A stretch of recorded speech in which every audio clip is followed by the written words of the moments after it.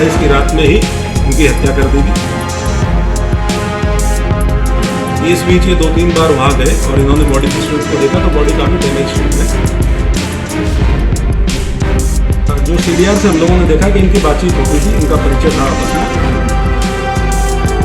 परिचित व्यक्ति के कॉल करने पे ही कोई उनके साथ जाएगा और जो कॉल CDR के माध्यम से भी तस्दीक हुई है कि कॉल किया गया था और बताया गया और वो लोकेशन भी कंफर्म हुई है। उत्तर प्रदेश के जिला बरेली में हुए लेखपाल मनीष कश्यप हत्याकांड को लेकर SSP अनुराग आर्या ने सोमवार को खुलासा कर दिया है। SSP ने दावा किया कि कपड़ों और हत्यारोपी की निशानदेही के आधार पर नाले के पास मिला कंकाल मनीष का ही है। हालांकि इसकी वैज्ञानिक पुष्टि के लिए कंकाल का DNA टेस्ट कराया जाएगा। पुलिस को गिरफ्तार दोनों हत्यारोपी के पास से ऑडियो रिकॉर्डिंग और कुछ अहम साक्ष्य मिले हैं, जिससे इस दावे की पुष्टि हो रही है कि लेखपाल की हत्या 4 लाख रुपए फिरौती वसूलने के लिए उसके कुछ रिश्तेदार और जानने वालों ने की है। पुलिस के मुताबिक हत्या करने वाले ओमवीर और नन्हे तांत्रिक पर फरीदपुर थाने में कई मुकदमे चल रहे हैं। फरीदपुर के ग्राम कपूरपुर निवासी व हाल निवासी कैंट के मिर्जापुर का ओमवीर उर्फ पुत्र महेशपाल पर फरीदपुर थाने में 3 मुकदमे दर्ज हैं। फतेहगंज पूर्वी थाने की ग्राम नगरिया कला का रहने वाला तांत्रिक नन्हे पर फरीदपुर थाने में मुकदमा चल रहा है। हत्यारोपी ओमवीर हाल ही में जेल से छूटा था। उसके पास से रुपए की तंगी थी। उसकी 2 पत्नियां हैं, एक पत्नी बरेली और दूसरी नोएडा रहती है। उसका बैंक खाता भी 0 बताया जा रहा है। रुपए की जरूरत होने के कारण उसने किडनैपिंग का जाल बुना। बाद में पकड़े जाने के डर से लेखपाल की हत्या कर दी। पुलिस को उनके मोबाइल से 2 ऑडियो रिकॉर्डिंग भी मिली है, जिसमें एक कह रहा है कि रिचार्ज कर दें, कॉल करें। दूसरा कह रहा है कि अभी रिचार्ज मत करो, कॉल मत करो, वरना फंस जाओगे।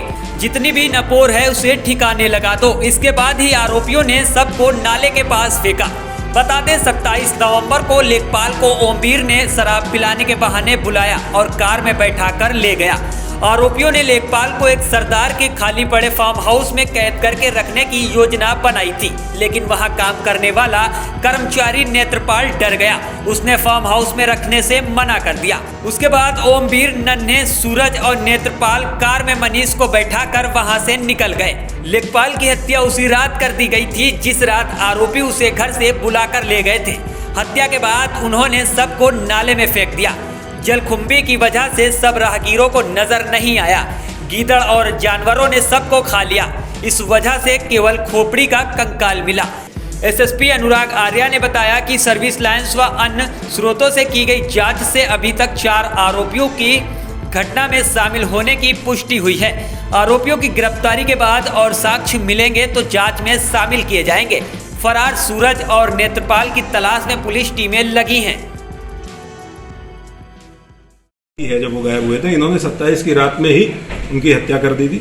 तो ये एक संभावना है कि बॉडी डिकम्पोज हुई हो और वहाँ पे कुछ जंगली जानवर इस तरह के आए हों जिन्होंने बॉडी को डैमेज किया हो। लेकिन ये विवेचना में हम लोग इसको जरूर एक्सप्लोर करेंगे। वहाँ के लोकल लोगों से भी बातचीत करेंगे, वहाँ जो लोग आसपास जाते हैं उनसे भी बातचीत करेंगे। इनके द्वारा एक चीज बताई गई है कि इस बीच ये 2-3 बार वहाँ गए और इन्होंने बॉडी की स्टेट को देखा तो बॉडी काफी डैमेज स्टेट में थी और जो कपड़े भी वहाँ से बरामद हुए हैं, वो फटे हुए कपड़े कुछ बरामद हुए हैं, जिससे ये आशंका है कि वहाँ पे बॉडी इसी वजह से बॉडी डैमेज। सूरज और ओमवीर की मनीष कश्यप से दोस्ती थी लंबे टाइम से।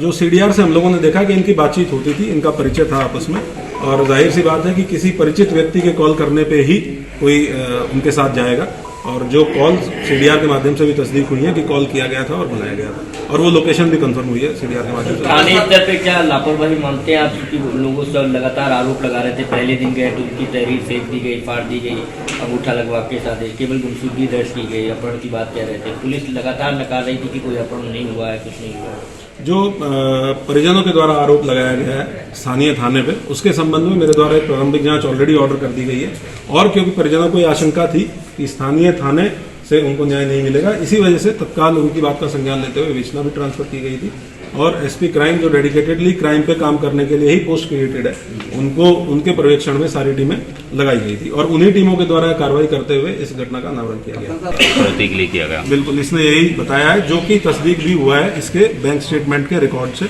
और जो लोगों से आसपास भी बातचीत की गई, इसको पैसे की आवश्यकता थी और बहुत सारे लोगों से इसने पैसा लिया है। किसी ने 100 रुपये वो इसके मोबाइल में जो पेटीएम ट्रांजेक्शन हैं उसमें किसी में 100 रुपये है, किसी में 200 रुपये है, तो छोटी छोटी अमाउंट्स का ट्रांजेक्शन इसके अकाउंट में हुआ है।